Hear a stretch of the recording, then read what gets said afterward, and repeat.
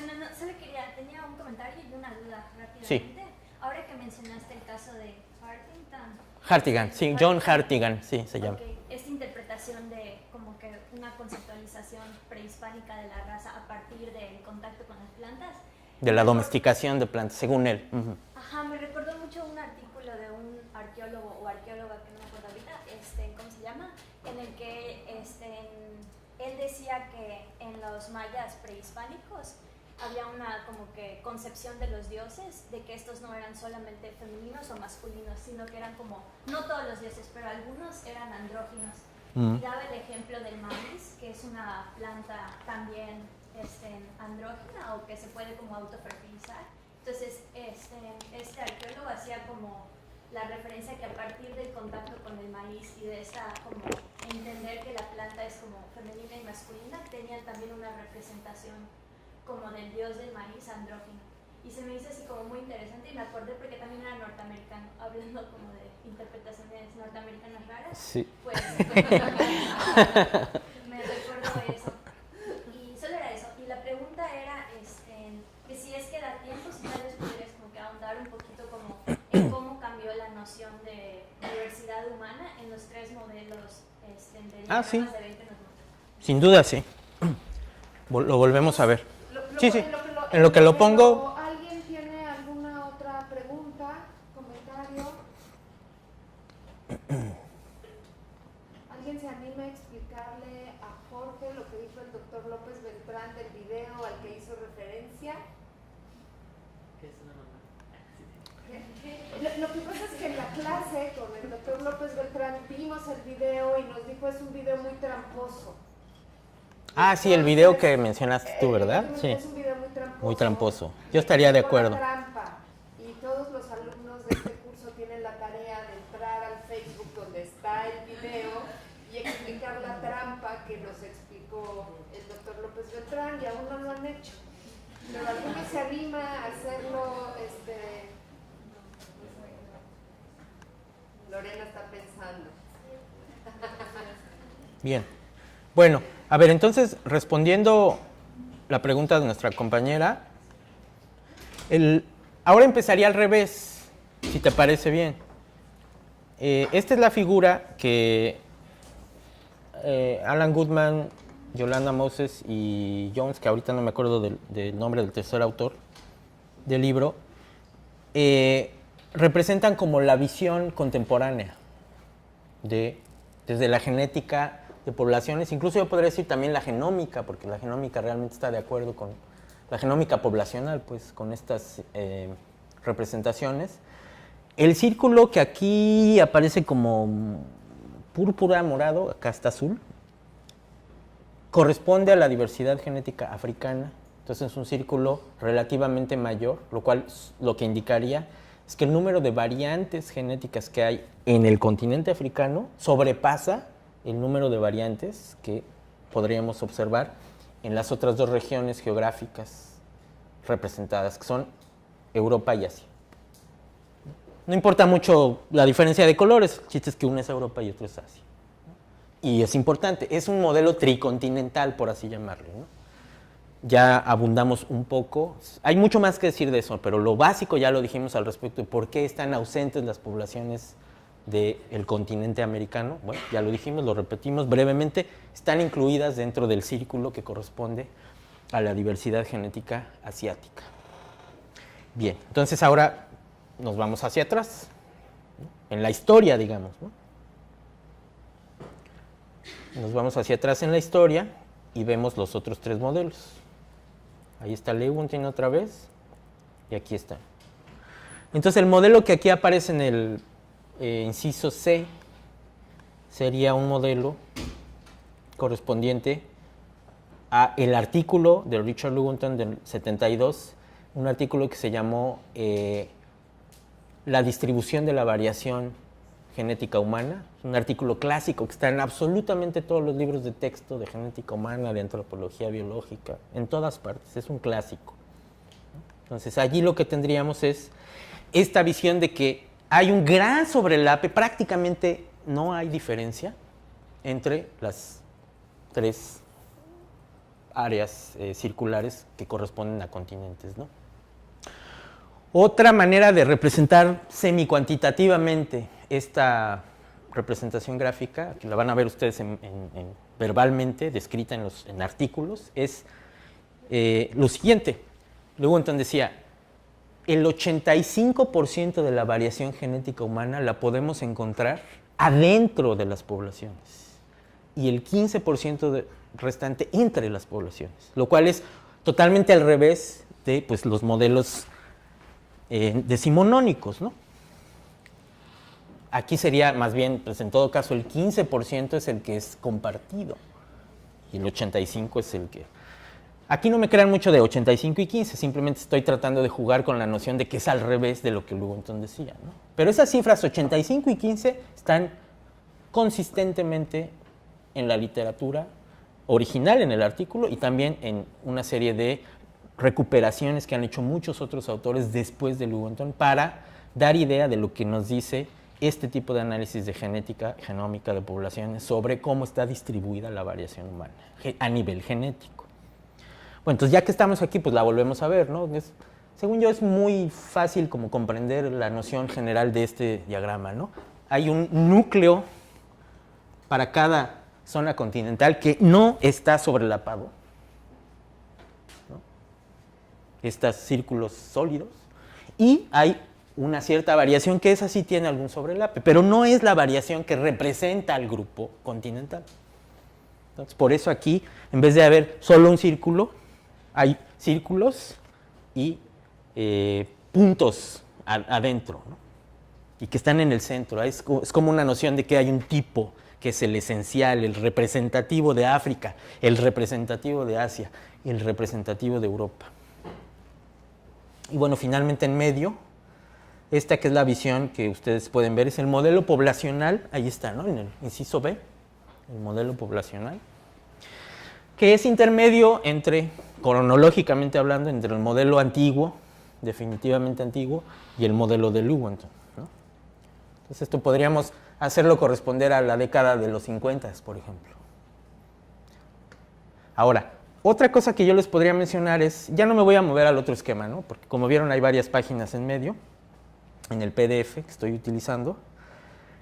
Otra diferencia interesante que hay entre este esquema y el otro, el de Lewontin, aparte de que el círculo azul, el de África, es más grande, es que los círculos también son como otra vez más separados entre sí, o sea, no están prácticamente sobrelapados completamente.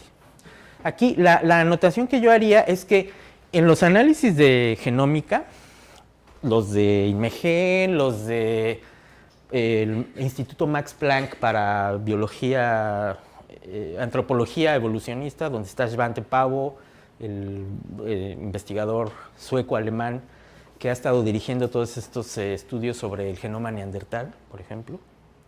Ahí lo que se ha visto es que hay miles de sitios, literalmente miles de sitios genómicos que tienen diferencias de un solo nucleótido. En inglés, la manera en que se le suele llamar a esto es nucleótidos de base individual.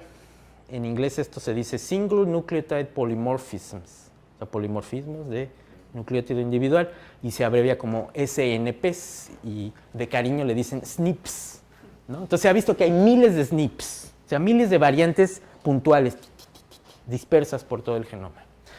Entonces ahí lo interesante es que realmente todavía no sabemos cómo esa variación, que es observable, ¿no? O sea, no la vamos a negar, ahí está, pero cómo se relaciona con pues todo lo que somos, pues, ¿no? Incluso podríamos mandar la pregunta a los neandertales, ¿no? Porque por ahí empecé, si mal no recuerdo, hace 50 minutos o algo así, con toda esta historia paleoantropológica, ¿no? Ya se puede sacar, ya se ha hecho la secuenciación genómica de neandertales, entonces también se puede hacer una comparación entre el genoma neandertal, o de hecho los diversos genomas neandertales que hay por ahí, no hay solo uno, hay varios. Por ejemplo, aquí como paréntesis les mencionaría, hay un nombre que no es un nombre en latino todavía, es un nombre informal, que se llama Denisovanos, que se le está proporcionando a una entidad preliminar, provisional, de homínidos, de los cuales ya se secuenció un genoma completo a partir de algunos fragmentos de mano, específicamente algunas falanges y muelas, halladas en una cueva europea que se llama Denisova, por eso se llaman denisovanos, y no se sabe absolutamente nada de la estructura ósea de esos denisovanos. Pero como hay tantos SNPs entre denisovanos y cualquier otra especie de referencia, los genomicistas que están haciendo ese trabajo ya consideran que se debe considerar que eso es una especie diferente o un conjunto de especies diferentes. Ahí de hecho es interesante porque regresaríamos al tema original de la conferencia, ¿no? Que es el significado de especie y raza. Desde el punto de vista, desde el criterio genómico o aplicado al DNA antiguo, con el puro dato genético, genómico, podemos decir esto es una especie distinta o es una variedad de otra especie, ¿no? Entonces vean cómo se está moviendo muy interesante en ese contexto de investigación las nociones clásicas de hace muchos siglos en las ciencias naturales europeas de especie y raza. O sea, de alguna manera podría decir un poco lúdicamente, no hemos salido de las nociones lineanas, pero las estamos trabajando, o las están trabajando los especialistas y, bueno, quienes estudiamos eso desde el punto de vista metacientífico, estamos viendo unos criterios diferentes, pero para conceptos antiguos, ¿no? Entonces, eso también nos haría preguntarnos, ¿qué no podemos inventar nuevos términos? ¿No? Es una pregunta, tal cual, así la estoy planteando. En vez de especie, variedad o raza, porque, bueno, bien sabemos, para los animales y plantas domesticadas parece que no hay ningún problema en seguir usando raza, ¿no? Ese es otro aspecto de la discusión que tal vez me faltó mencionar, pero ahorita es un buen momento. Es decir, ustedes pueden ir desde a una tienda de libros, no sé, Gandhi, por ejemplo, y pedir un libro de razas de perros y nadie va a alzar las cejas, ¿no? De que estés usando la palabra raza, ¿no? No. Aquí está su libro de razas de perros, ¿no? Y también, por ejemplo, por el lugar donde yo trabajo en la UNAM, conozco a varias personas que, no solo los colegas del CIMBESTAB, sino algunas otras que trabajan con maíz desde muchos puntos de vista y de manera completamente coloquial y sin problema dicen, ah, sí, esta raza de maíz, la raza de maíz palomero, ¿no? Por ejemplo, y parece que no hay ningún problema, ¿no? Entonces la pregunta la vuelvo a repetir ya por última vez. ¿Habría otras palabras mejores, tal vez, para utilizar? Dada toda esa carga histórica de raza, ¿no? Específicamente cuando se ha utilizado en ese contexto de investigaciones antropológicas, ¿no? Tal vez sí, tal vez nos toca proponerlas, ponerlas a debate, a discusión, ¿no? Quién sabe, a lo mejor alguno de estos términos pega, ¿no? Y empezamos también a movernos en ese sentido, en ya dejar de usar las palabras que tienen toda esa carga semántica tan fuerte, ¿no? Bueno, antes de que sigan, las observaciones que ya han hecho me parecen muy valiosas, se los agradezco mucho. Un poco también para mí ha sido una experiencia de aprendizaje, sin duda uno siempre aprende cuando habla de estos temas, siempre hay una retroalimentación enriquecedora. ¿Y quién más? Ayer Pablo hizo unas muy buenas observaciones. Sí, ahí está. Lo que pasa es que ahora está callado. Incluso me dijo que le interesó el tema de la eugenesia. No sé si quieres opinar algo hoy. Pues, no sé si está un poquito perdida en la explicación esta, pero no me ha quedado muy claro la cuestión esta de las especies y las razas. Que es una otra, porque ahorita que dices lo del maíz, por ejemplo, estaba pensando, haciendo el ejercicio mental de decir, bueno, cuando escucho raza, entonces rápido pienso en que razas, personas, y que me digan razas de maíz, diría yo, un sinónimo de la raza para eso serían especies de maíz, o especies de otra cosa. Entonces, bien es cierto, ¿qué puede ser una especie, una raza, o en qué sentido se puede transformar? Tú dices, crear nuevos conceptos. ¿Qué nuevos conceptos? ¿En qué sentido? Si son se considera lo mismo una especie que una raza o cómo.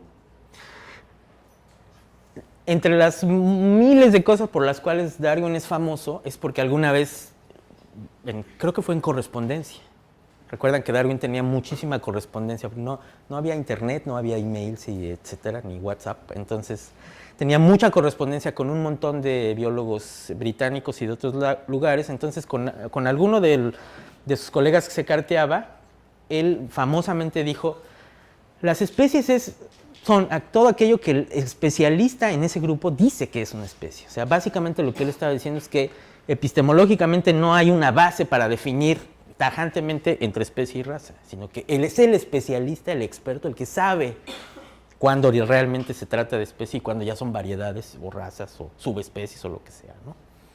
Entonces, sí, todavía sí, ok. Eso lo dijo Darwin, ¿no? En el caso, por ejemplo, del maíz, la especie linneana, sea maíz, es una especie, como estoy diciendo, linneana. ¿Qué quiero decir con eso? O sea, si ustedes ven, la descripción original de sea maíz tiene, después de sea maíz en cursivas, una L, punto. Eso significa Linneo. O sea, Linneo es la autoridad taxonómica de sea maíz. Por supuesto, ha habido muchísimos estudiosos del maíz, maizólogos incluso les podríamos decir después, ¿no? No sé, Paul Mangelsdorff, famoso en el siglo XX, el mismo Richard McNish, ¿no? El arqueólogo que vino a estudiar las cuevas de Tehuacán y que hizo estos hallazgos arqueológicos, arqueobotánicos importantes para que sigamos pensando desde ese momento cómo es que se domesticó, concretamente en qué lugares, qué poblaciones humanas domesticaron el maíz en Mesoamérica.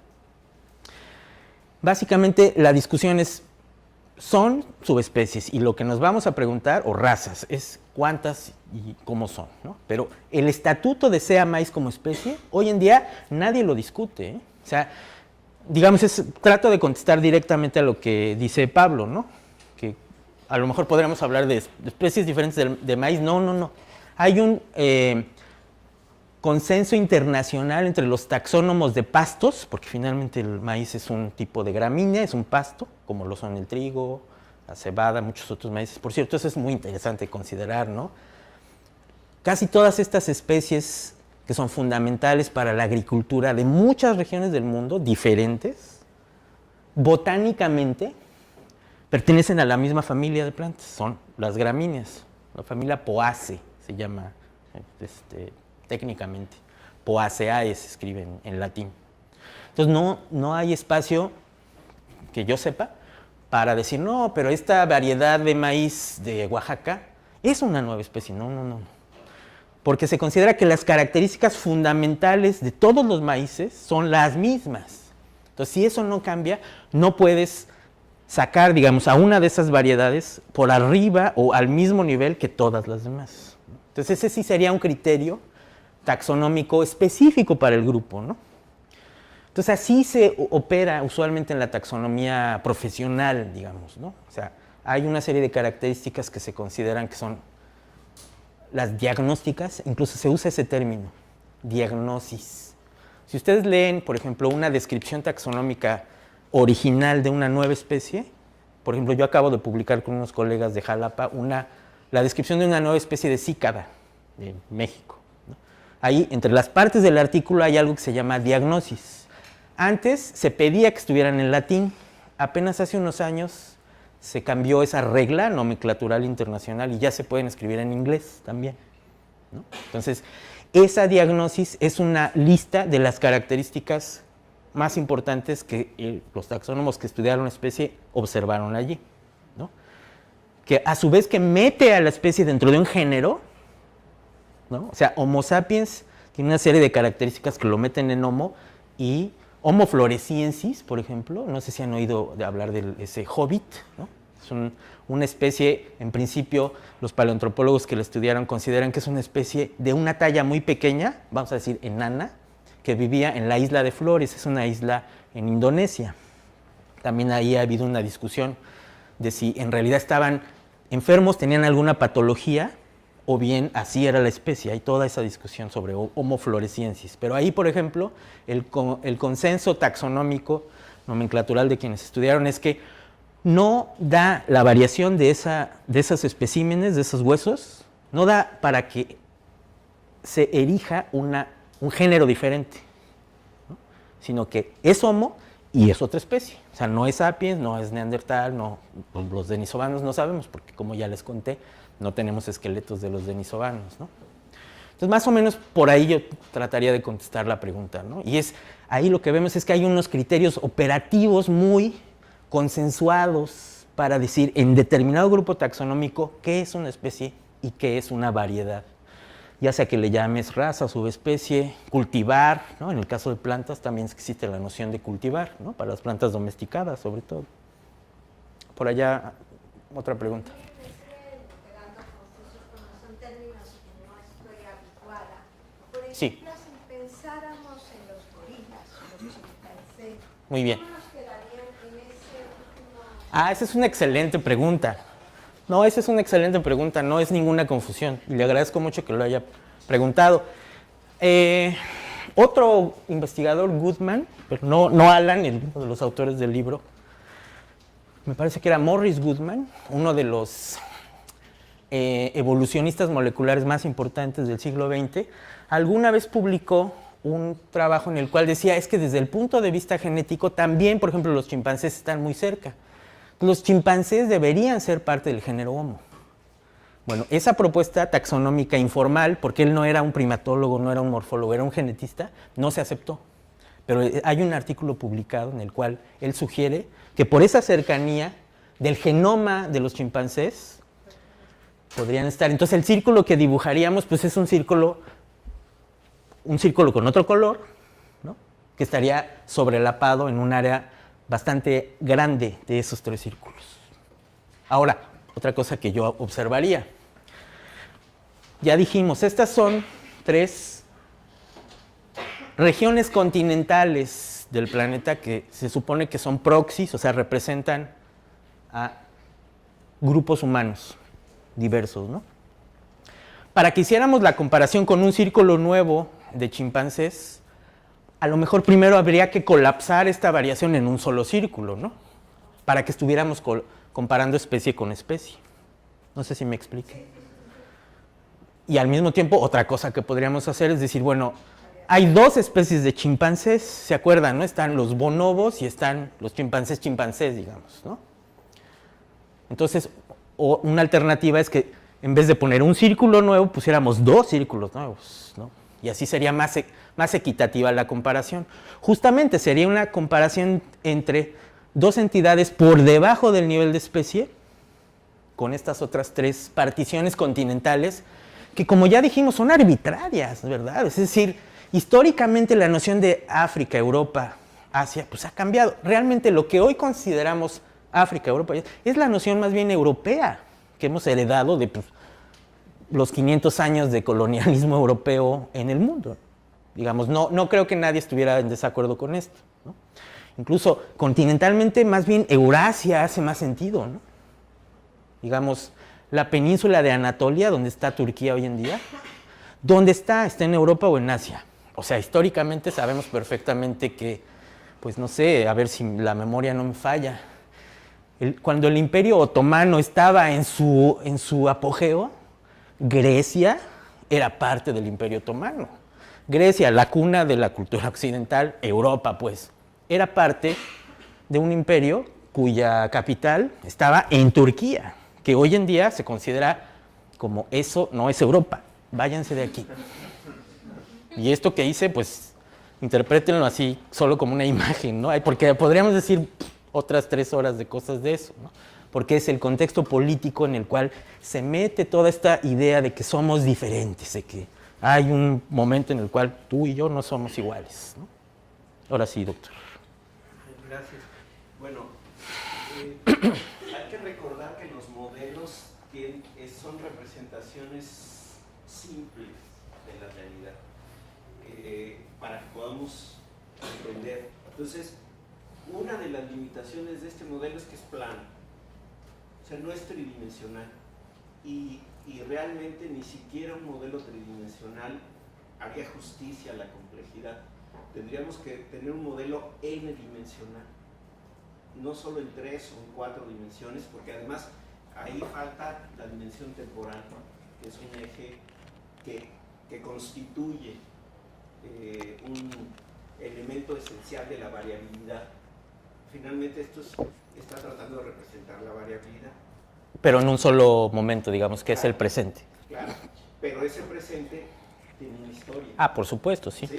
A eso queríamos llegar con las primeras imágenes, ¿no? Con todas estas representaciones paleoantropológicas, porque allí la paleoantropología tiene el eje del tiempo implícito, ¿no? Estamos hablando de los australopitecinos no son presentes, entonces siempre los ponemos en ejes temporales. ¿Se acuerdan que veíamos que tenían los ejes de tiempo, no? Sí, no, estoy totalmente de acuerdo con usted. Y por otro lado, en relación con tu inquietud, colega, es que realmente hay distintos conceptos de especie. O sea, una especie es la paleontológica y otra es la digamos, yo diría la de mamíferos. O sea, para nosotros, una especie, nosotros somos una especie porque nos podemos reproducir. Entre cualquier población de seres humanos hay reproducción y los descendientes son fértiles, ¿sí? Y en el caso del maíz, pues serían variedades. O sea, en términos agrícolas se usa también el término de variedad. Es una variedad del maíz, pero hay otros términos como subespecie y raza. Esos, yo. Sí, también totalmente de acuerdo. ¿Alguien más tiene alguna opinión? ¿Pregunta? ¿Duda? Yo también cuando estaban hablando de este antropólogo norteamericano que hacía la asociación con las plantas, De Hartigan. Sí. me venía a la mente la idea esta de la ciencia de lo concreto, ¿no? No me parece. Ah, sí, Levi-Strauss. Finalmente, pues está como montando o reforzando la idea de que a partir de cosas muy concretas, muy fácilmente apreciables a los sentidos, se utilizan para, a la vez que se clasifican. Todos oyen esta pregunta me parece muy importante. ¿No? Entonces sí creo que puede haber un parentesco cercano entre ambas cosas. No me parece tan descabellado. Bien. Bueno, a mí esta pregunta me gusta especialmente porque yo soy un admirador, no secreto, porque hay gente que me ha criticado, pero bueno, de Levi-Strauss. A mí me parece que Levi-Strauss es uno de los genios de la antropología y del pensamiento en general en el siglo XX. Entonces, efectivamente, en el pensamiento salvaje, el primer capítulo, La ciencia de lo concreto, habla justamente de todos estos contextos culturales comparativos de la clasificación, ¿no? Y entonces se hace esta alusión muy deliciosa desde el punto de vista literario del placer que encuentran diversos grupos humanos. Fíjense que no dije étnicos ni grupos humanos, no occidentales, eso creo que sí lo podemos decir, en clasificar el mundo, ¿no? Y que a veces esa complejidad de la clasificación pues es muy superior a la manera en que en nuestro mundo occidental, en nuestro mundo cartesiano a veces, ¿no? De los modelos limitados precisamente, creemos que podemos clasificar el mundo. Supongo que para todos será claro que ese comentario con el del doctor tiene mucho que ver, ¿no? Porque justamente las maneras en que representamos el conocimiento, los datos de la ciencia, en nuestro mismo contexto académico occidental, no necesariamente son las mejores, ¿no? O sea, podría haber estos modelos pues, tridimensionales o qué sé yo, a veces hasta las palabras nos faltan, ¿no? Para describir cómo serían las características de esa modelación de la realidad o de los datos empíricos que colectamos con nuestras metodologías, ¿no? Entonces, por otro lado, no estoy seguro, o sea, todavía no me pongo de acuerdo conmigo mismo al respecto de qué es lo que Hartigan está queriendo decir en su trabajo. No me parece que es una versión, digamos, contemporánea de la perspectiva levi-straussiana en el pensamiento salvaje. Me da la impresión de que más bien, y le invito a que lea el trabajo, ¿no? Y sería muy interesante luego tener algún diálogo sobre ello. Más bien parece ser que lo que quiere es desinflar un poco esta idea de que todo el racismo científico, similar al racismo científico, todas estas visiones occidentales de la diferencia, son puramente y únicamente, exclusivamente occidentales, ¿no? Es como decir, no, pues es que también habría racismos, entre comillas, en otras regiones del mundo. Y vean, por ejemplo, en el caso mesoamericano, ahí está.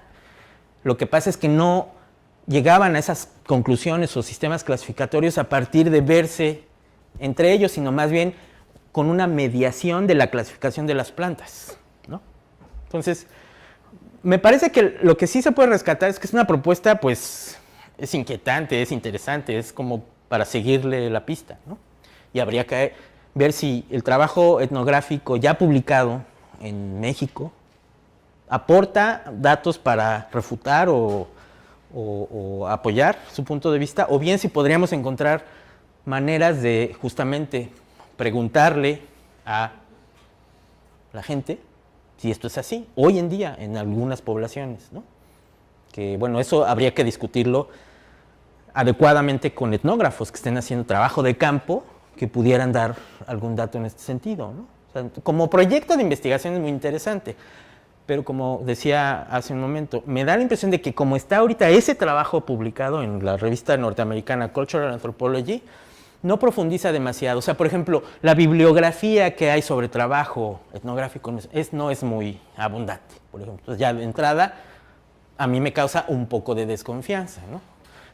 Más que ser una conclusión basada en datos, es como una hipótesis aventurada que suena muy interesante, aparentemente tiene una relación con las ideas de Lévi-Strauss, por ejemplo, pero que no necesariamente tienen como objetivo principal seguirle la pista o el hilo a Lévi-Strauss mismo. Entonces, ahí dejaría mi comentario, pero muchas gracias, es muy atinado que hablemos también de Lévi-Strauss en ese contexto, ¿no? Sí. No, nada más como comentario del video que habíamos visto con el profesor Con Carlos. Y lo habíamos visto con él y él nos había comentado lo que pues a él le parecía que era engañoso. Ajá. Y pues el video se trata de hacer un estudio, o sea, escupir. Varios muchachos han sido Toma de muestras, sí, para secuenciación genómica, ¿no? sí. Dan en comentarios de no estar en contra de otro país o de costumbres. Entonces, él decía, ¿cómo puede, a partir de esto, ¿no? del ADN, porque les entregan un papel con un mapa diciendo de dónde vienen los genes? Sí. La ancestría biogeográfica que ahora se le llama, ¿no? Entonces, él decía, no me voy a equivocarme, pero es lo que recuerdo. Sí.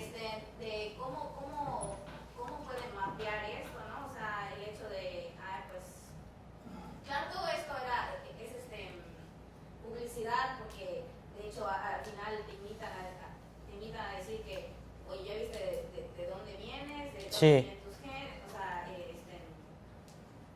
todo lo que traes, ya no está bien que estés en contra de esto, porque también eres parte de este lugar y tienes hasta un primo aquí, te invitamos a viajar para que tú conozcas todo eso, ¿no? Pero la forma engañosa era esa, ¿no? El hecho de abrir su hojita y ver que, mira, también tengo, no sé, de Cuba, de Inglaterra, de varias partes, ¿no? Entonces, que no solo era, no, es que yo soy de aquí, ¿no? Irlandés o Ajá. neozelandés. Exactamente, ¿no? Y luego, pues fíjate que no. O oaxaqueño, ¿verdad? También de repente hay unas esencializaciones acá, ¿no? Y respecto a eso, yo también estaba haciendo memoria y no recordaba bien cómo lo había dicho y me daba miedo de equivocarme. Decir, Carlos Beltrán dijo esto. Pero recuerdo que él decía, es que ¿qué tiene que ver la nacionalidad? Y es peligroso mezclar categorías biológicas con categorías jurídico-sociales como nacionalidad. Entonces, el hecho de que compartas cierto porcentaje de ADN con un grupo que habita o habitó determinada área etnográfica no te hace tener esta nacionalidad, porque no te inyecta rasgos culturales y creencias y demás cosas que pudieran estar asociadas con nacionalidad. Claro. Eso recuerdo yo. Pero, sí, no. Él dijo tres cosas: lo de los lazos de sangre, lo de la nacionalidad y la tercera no me acuerdo. ¿Alguien se acuerda? ¿No? Bueno, ahora más que contestar, lo que quería hacer porque supongo que también ya se acerca el fin de la sesión y no me quiero alargar demasiado, es seguirle sugiriendo bibliografía, ¿verdad? Finalmente el contexto de un curso y un ciclo de conferencias asociado a cursos sirve, en mi opinión, principalmente para eso, ¿no? Para seguir difundiendo dónde está la información que es pertinente para seguir leyendo, para seguir discutiendo y pensando sobre los temas, ¿no? Entonces, primero quería recomendarles la lectura de este trabajo.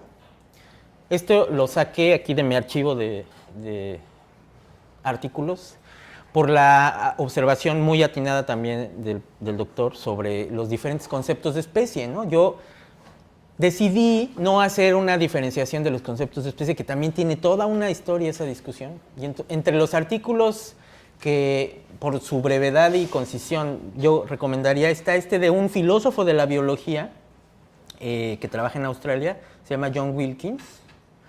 A ver si funciona así. Hacerlo más grande, no funciona. Se ve más bien más chico.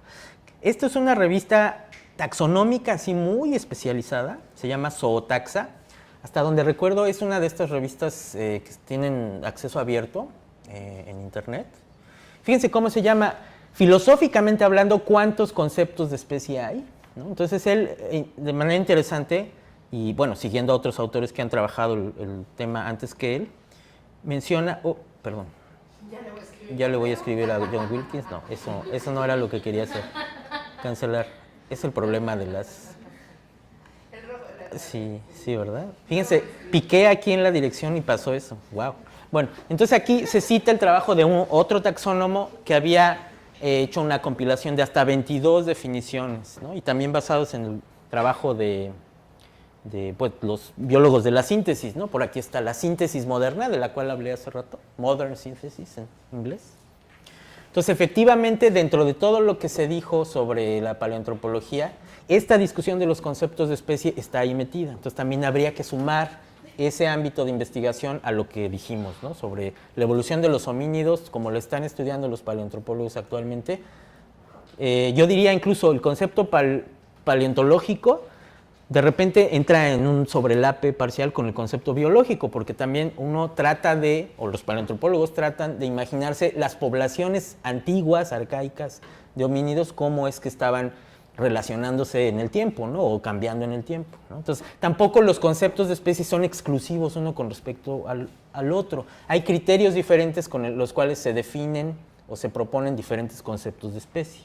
Unos hacen, por ejemplo, referencia a la naturaleza de las especies en cuanto a poblaciones reales que están en el campo, ¿no? Que viven en selvas, bosques, mares, etc. Y por otro lado hay conceptos de especie que hacen alusión a cómo los estudiamos, ¿no? Entonces puede haber conceptos instrumentales, operacionales de especies que no necesariamente son iguales que el concepto biológico de especie de Mayr, ¿no? Por ejemplo, ¿no? En fin, ese es un comentario en relación a una de las observaciones del doctor. Y el otro, que tiene que ver con este regreso que hicimos al tema del video, que yo lo he visto alguna vez, no le he puesto demasiada atención porque había visto previamente otros similares, ¿no? Todos estos videos que a fin de cuentas tienen que ver con estas empresas de venta de servicios genómicos para lo que se llama genéricamente genómica recreativa, ¿no? Que es supuestamente este interés que todos tenemos por pagar unos dólares para que nos digan de dónde venimos, ¿no?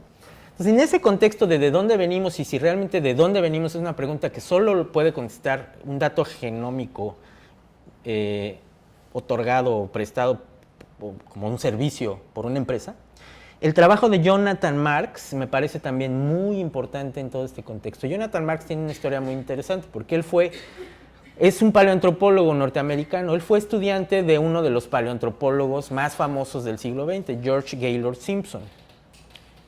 Y, bueno, él lo cuenta en algunos de los textos autobiográficos que tiene. De repente tuvo algunos problemas, digamos, en su carrera para obtener una plaza definitiva y demás, y se empezó, en ese contexto muy personal de problemáticas de su vida académica, se empezó a interesar por la historia de la paleoantropología y hoy en día es considerado como uno de los más incisivos historiadores de la paleoantropología, pero no necesariamente como historiador de la ciencia, sino como paleoantropólogo que era. Es decir, ve los temas históricos y filosóficos desde la ciencia, no desde afuera de la ciencia.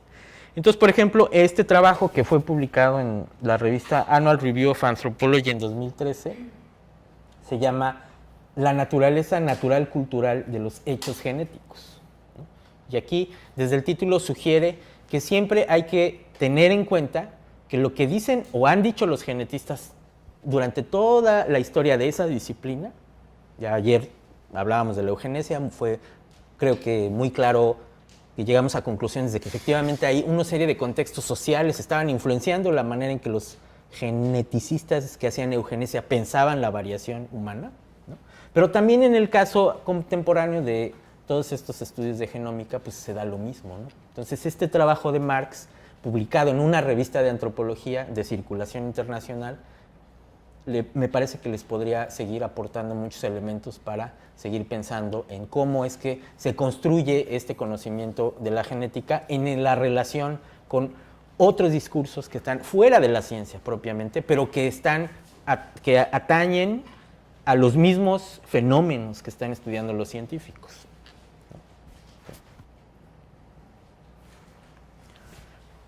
Bueno, pues si quieren podemos seguir o... Muy bien. Francia. Tiene que ver con lo que estás leyendo un poco. Además de bueno, una anécdota. Yo recuerdo que tengo un amigo que es español y nos tocó hacer un trabajo juntos. Entonces él se quejaba un poco de mi ortografía y de cómo escribía. Y yo le decía, ya cállate porque tú eres español y yo hablo tu lengua, ¿no? O sea, la medio entiendo, la medio hablo y al final viene de ti. Y bueno, era un poco troll, ¿no? Entre compañeros de clase.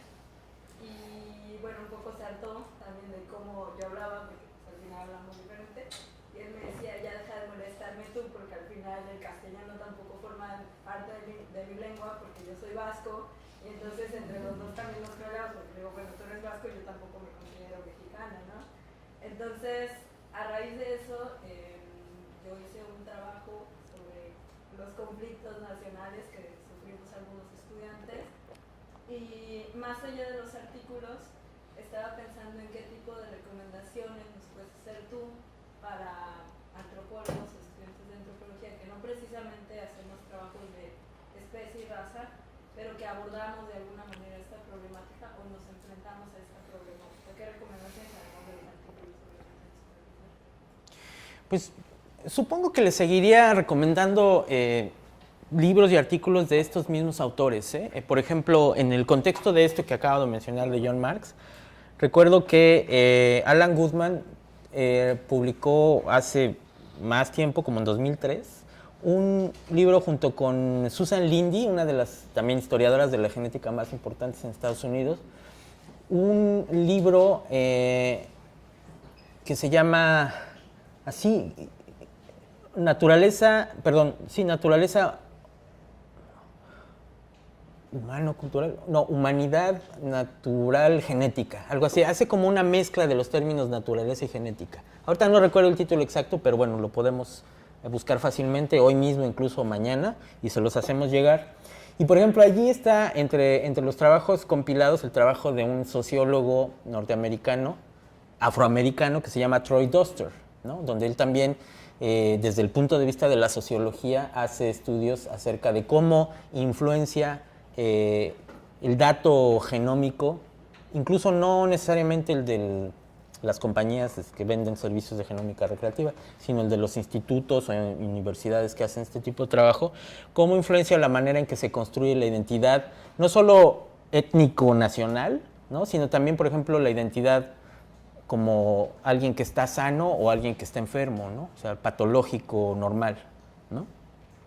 Porque esto también es importante considerar. Muchos de estos estudios de genómica comparada que hay hoy en día tienen como motor la promesa de que se va a descubrir la base de las propensiones a la enfermedad, ¿no? Y también pueden ser la base para lo que se viene llamando desde hace tiempo medicina personalizada, medicina genómica personalizada, ¿no? Donde supuestamente conociendo tu genoma ya no como miembro de un grupo, sino como individuo, te pueden decir de qué te vas a enfermar o para qué tienes propensión, ¿no? Esto es así lo dije, una promesa. O sea, todavía no se tiene el conocimiento o los marcos interpretativos que se requieren para llegar a ese estándar, ¿no? Es un estándar muy alto. O sea, imagínate, conocer tu genoma y poder predecir para qué está predispuesto tu cuerpo a partir solo del genoma, es muy complicado, es muy aventurado, yo diría, ¿no? Pero está la promesa en la literatura, o sea, en revistas especializadas de medicina genómica, por ejemplo, y también en medios de comunicación que toman esos trabajos, ¿no? ¿Qué más podría recomendar así de bote pronto sobre estos temas?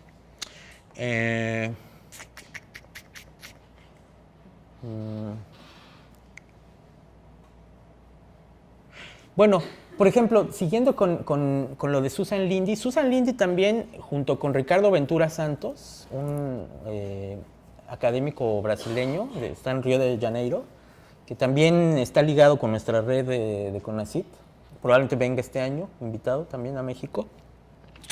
Ellos publicaron un número especial en Current Anthropology hace como 2 o 3 años, que era un estudio historiográfico también de la antropología física en diferentes países, ¿no? Y yo recuerdo que Ricardo ha hecho trabajo en Brasil, por ejemplo, a partir de todos los trabajos que también en ese país se han realizado de genómica, donde se han puesto a jugar con la ideología nacionalista de allá, ¿no? Que no es exactamente la misma del mestizaje mexicano, pero tiene algunas similitudes, ¿no? Allá también tienen, en portugués, evidentemente, todos estos sistemas clasificatorios basados en el color de la piel.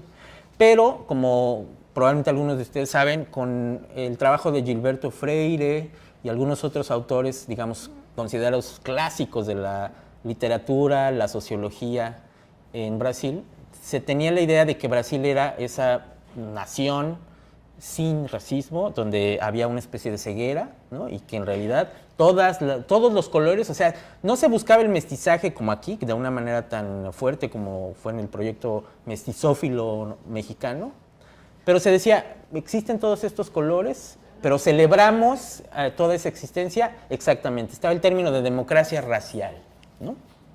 Entonces, por ejemplo, hay trabajos donde han participado los genetistas que han hecho el trabajo de secuenciación poblacional en Brasil, junto con antropólogos que son los que hacen las entrevistas, dirigidas sobre todo a preguntarle a individuos específicos que se hicieron las pruebas, cómo les afecta cuando reciben el resultado y les dicen, no, pues tienes 40% de genoma africano, tienes 30% de genoma caucásico y 30% de genoma amerindio, ¿no?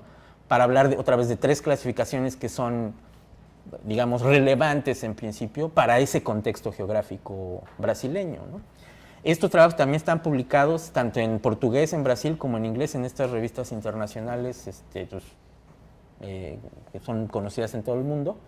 Y supongo que ese tipo de trabajo sí que te sería útil para ver cómo en este tipo de discusiones de nacionalidad y de identidad, ahí sí diría étnica, dentro de un contexto más amplio, se ha hecho jugar, digamos, el dato genético para ver cómo reacciona el sujeto, ¿no? O sea, ahí hay un componente de subjetividad muy evidente que se trata de explicitar en la parte metodológica que viene más bien de las ciencias sociales, ¿no? Se trata de ver cómo es que ese dato objetivo, científico de la genómica influencia la creencia sobre la propia identidad, ¿no? Me parece que es más o menos el tipo de problemática que nos narraste con la que tú te encontraste, ¿no? Entonces, en resumen, esos trabajos hechos en Brasil serían probablemente unos que te interesarían mucho. Entonces, te vuelvo a repetir el nombre del investigador, Ricardo Ventura Santos. Él está en el Instituto Fiocruz, ¿verdad?, en Río de Janeiro. Es fácil de encontrar esta bibliografía, ¿no? Y si tienes algún problema para encontrarla, te la enviamos. Yo desde hace rato traigo así como algo en la mente. Primero que nada, yo no soy antropólogo, entonces por ahí empezando, porque voy a decir algo que tal vez sea medio me quieran linchar, pero bueno. No te vamos a linchar. Ya dijimos hace rato que, y esto es muy en serio, lo voy a volver a repetir, al menos nosotros estamos muy conscientes que hay una diversidad de puntos de vista sobre esto, pero es muy importante discutir sobre ello y, ya dije, sobre todo desde mi punto de vista como tanto científico como historiador de la ciencia, no hay que tenerle miedo a los datos, Más bien hay que atreverse a interpretarlos de modos diferentes, que hagan más sentido desde muchos puntos de vista. Entonces, con esa introducción, adelante, di lo que desees decir. Nuestro estudiante de artes visuales. Bueno, recordando un poquito lo que le explicabas aquí al compañero sobre la especie de los maíces y que las variaciones se pueden nombrar razas o como los perros. Pues siento que desde el punto científico, desde el punto biológico, tiene validez dividir en razas. Entonces siento que esa validez, desde el punto de vista científico, le da validez ya en la sociedad, de que nosotros nos dividamos en razas. Siento que ya le da un grado y entonces se utiliza o se malutiliza esa validez. Se está dando desde el punto científico. Uh-huh. Ayer poníamos un ejemplo que estaba en los trabajos que leímos, ¿no? Para la discusión de clase, ¿no?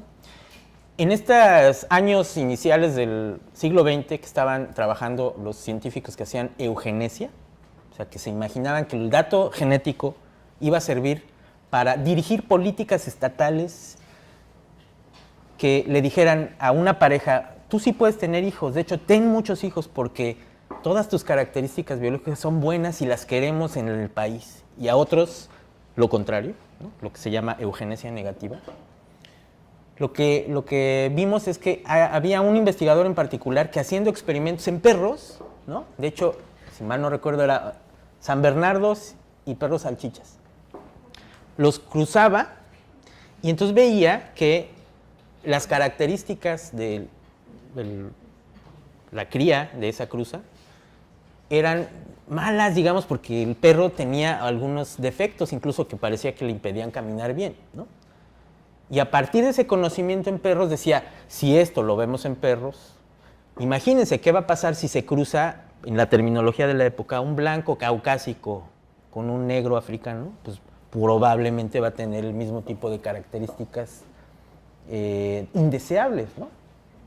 Bueno, en esos mismos trabajos que leímos ayer, comprobamos que históricamente ese punto de vista se abandonó, porque más evidencia, más y más evidencia, en humanos, ya no en perros, demostró que en realidad esos híbridos pues, no tenían esas desventajas que sí se veían en los perros.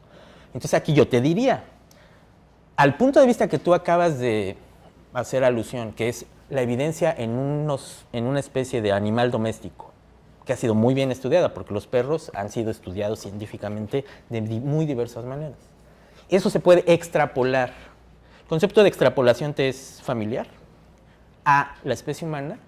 Lo que pensaba ese genetista de los 20, 30, muchos otros genetistas que le siguieron la pista a lo que él estaba diciendo, no lo encontraron, no encontraron eso, ¿no? Encontraron otra cosa, ¿no? Entonces yo te diría, bueno, si tenemos esos datos desde hace casi 100 años, más bien la pregunta es, ¿por qué esos datos no han llegado a la sociedad? ¿Y por qué hay gente que sigue pensando que si usas conceptos válidos, como tú dijiste, en especies domésticas, también van a ser válidos en la especie humana, ¿no? Aparentemente la respuesta de la ciencia, por eso vuelvo a insistir, es muy importante, no le estamos dando la espalda a la evidencia científica con las metodologías de la biología, por ejemplo, no. Estamos leyendo tal como dicen los artículos y viendo incluso, si se puede, los datos en bruto, ¿no? Antes de ser analizados. A mí me parece que esa es la manera en que tenemos que proceder, ¿no? Y así respondería a tu pregunta. O sea, lo que tú acabas de mencionar, a mí me parece que más bien da la idea de que efectivamente nos ha faltado a muchos académicos tal vez darle más difusión a que desde hace décadas esa extrapolación sea considerada inválida. O sea, el genoma de los perros, que también ya se secuenció el genoma de los perros. Es otra historia de la cual podríamos hablar un montón. Por ejemplo, entre las cosas bien padres que se han descubierto es que probablemente la domesticación de los perros se dio en 2 ocasiones independientemente en Asia y en Europa.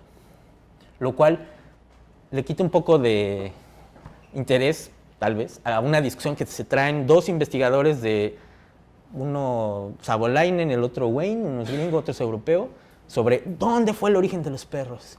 fue en Europa, no, fue en Asia, y se han peleado en la literatura muchísimo. Bueno, ahora resulta que el dato genético dice, pues muy probablemente se domesticó independientemente, ¿no? Y entonces hay 2 variedades de la especie. ¿Te acuerdas cuál es la especie de los perros? Hablando de especies, ¿quién se sabe cuál es el nombre científico de los perros? Ese era más antiguo, Canis familiaris, ese es. Es otro nombre linneano, por cierto, ¿no? Entonces, las razas de perros todas son variedades de Canis familiaris, ¿no? Y ahí está otra vez un ejemplo análogo con lo del maíz. ¿Por qué un San Bernardo no es un Canis X y un perro salchicha es un Canis Y?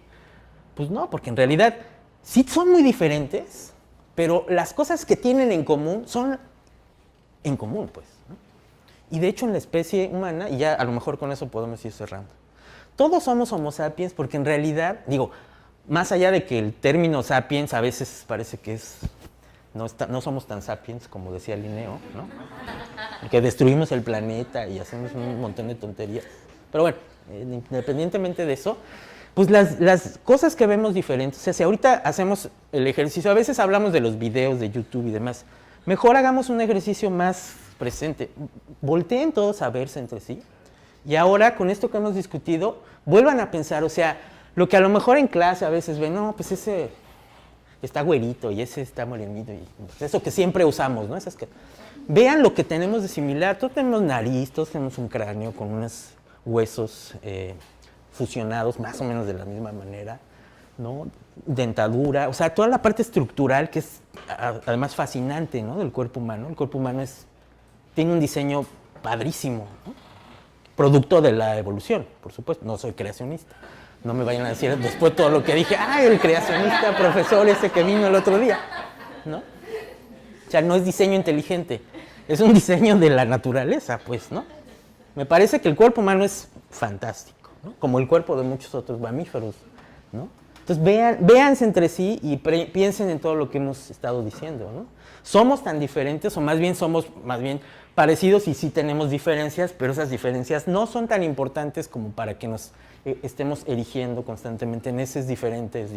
O sea, sí, no somos iguales, por supuesto, pero lo que tenemos de diferente, pues tal vez no es superior a lo que tenemos de similar o de igual, ¿no? O sea, sí somos todos Homo sapiens, aunque Linneo tal vez cometió el error de usar sapiens, pero somos de la misma especie todos. Yo quisiera hacer un comentario en relación con el ejemplo de los perros.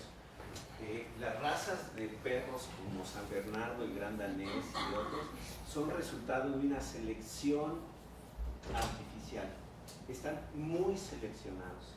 Entonces, hay razas de perros que no se pueden reproducir entre sí porque son muy diferentes fisiológica y morfológicamente. O sea, imagínense un macho chihuahua tratando de montar a una hembra gran danés.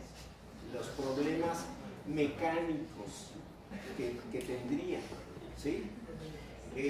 Pero si las razas de perros se dejan sin seleccionar, revierten en general a la morfología y fisiología de la especie. En ese sentido, nuestras diferencias genéticas no son equiparables, porque nosotros no somos resultado de selección artificial, somos resultado, pues, de nuestra evolución, de las migraciones, de las mezclas que tuvieron nuestros ancestros. Entonces, esto es importante, disculpen, pero creo que es importante pues dejarlo claro, porque el ejemplo podría llevar a confusión. Bueno, tengo un comentario al comentario. En primer lugar, por supuesto, es cierto, el perro es un animal, bueno, es de hecho un solo comentario dual. Es un animal domesticado, algunas de las variedades, yo prefiero variedades que razas, por lo que ya quedó claro hace rato, son el producto de un esfuerzo de los criadores muy específico por tener una morfología que les gusta porque se les hace desde el punto de vista estético deseable o por muchos criterios, ¿no? Pero sí hay que recordar, y eso también me llevaría a una cosa que dije como a la mitad de la plática de hoy, que justo Canis familiaris es la especie más antigua que el Homo sapiens ha domesticado. Al grado que, y eso lo sabemos, digamos, de cierto, hasta donde podemos tener certezas científicas, con todas las salvedades del caso que ya también creo que quedaron claras, los migrantes, los primeros pobladores de América, que venían de Asia, traían perros. Ya venían con perros. Entonces, ahí va la segunda parte del comentario. Hoy en día hay toda una discusión sobre lo que se está llamando autodomesticación humana, que en principio sería, digamos, un punto de vista opuesto a lo que menciona ahorita el doctor, de que la especie humana no ha sido domesticada. Y es súper interesante los criterios que se están utilizando para proponer esta hipótesis. Hay una cosa llamada el síndrome de domesticación. Independientemente de las diferencias entre los perros, que ya se mencionaron entre algunas variedades de perros, todo perro tiene en mayor o menor grado este morro más pequeño con respecto a la especie ancestral de los perros, que son los lobos. Por ejemplo, la dentición también está en mayor o menor grado reducida. Y hay otras características, por ejemplo, en algunas variedades, lo que se llama las orejas caídas, ¿no? Floppy ears, le dicen en inglés. Y algunos otros, por ejemplo, también las manchas en el pelaje, ¿no? Que incluso las manchas, por ejemplo, todos hemos visto una vaca, ¿no? ¿Se acuerdan? La vaca típica tiene unas manchas. Bueno, hay algunas variedades de perros que tienen un pelaje similar. Seguramente los han visto, los recuerdan. Por ejemplo, no soy experto en razas de perros o variedades de perros, pero, por ejemplo, los dálmatas, ¿no? Son una variedad de perros que tienen justo este color blanco y negro, ¿no? Entonces, todas estas características conforman lo que se conoce en la literatura especializada como el síndrome de domesticación. Y sobre todo las características del rostro y del cráneo, pues se ha visto que en realidad, pues, en esa comparación taxonómico, sistemática, filogenética de los homínidos, pues se ha visto que también hay esa tendencia, ¿no? Justamente en este contexto temporal que es muy importante tener, ¿no? O sea, los parantropos, los australopitecinos tenían estas caras más bien toscas, ¿no? En comparación con las caras de Homo y de Homo sapiens en particular. O sea, hay esa tendencia en el cambio morfológico. Entonces, sobre todo por ese tipo de evidencia se ha estado proponiendo. De hecho, hay un investigador español que se llama Antonio Benítez Burraco. Busquen su nombre por allí. No es famoso en todo el mundo, pero está haciendo un trabajo fantástico sobre todas estas hipótesis de autodomesticación en relación al origen del lenguaje. Antonio Benítez Burraco. Está en Barcelona, de hecho. Y entonces se está discutiendo ahorita en algunos grupos de investigación que tal vez Homo sapiens también tendríamos que entenderlo como especie en evolución, como una especie en la cual hubo procesos de domesticación, y aquí tendríamos que utilizar la palabra o el concepto autodomesticación porque fue el mismo ser humano el que hizo este proceso, ¿no? O lo accionó. Y esto tiene que ver con lo que también mencioné brevemente en relación a la teoría de construcción de nicho, ¿no? Que finalmente los constructores de nicho por excelencia somos los seres humanos, ¿no? Mencionábamos en la entrevista, ¿no?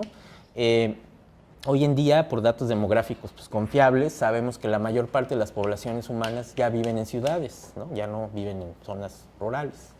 Entonces, este cambio, digamos, demográfico, cultural, global, nos da una pauta muy fácil de seguir para ver cómo somos constructores de nicho, y esa manera de construir nuestros nichos locales más grandes, las ciudades mismas, ¿no? Los centros urbanos, están cambiando las presiones de selección que vienen sobre nosotros, ¿no? Entonces es ese bucle que yo mencionaba, ¿no? de la perspectiva de teoría de construcción de nicho. El ambiente es el que, digamos, efectúa estas presiones de selección, pero nosotros como organismos cambiamos el ambiente y a eso se le llama construcción de nicho, ¿no? Entonces las dos cosas están participando simultáneamente en la evolución biocultural, ¿no? Si le podemos llamar así.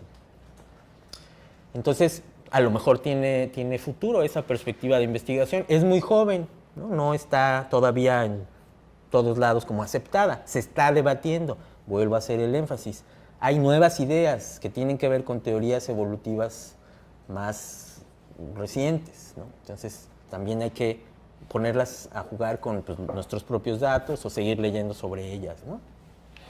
Bueno, ahora sí, ya de mi parte sería todo. Bien, pues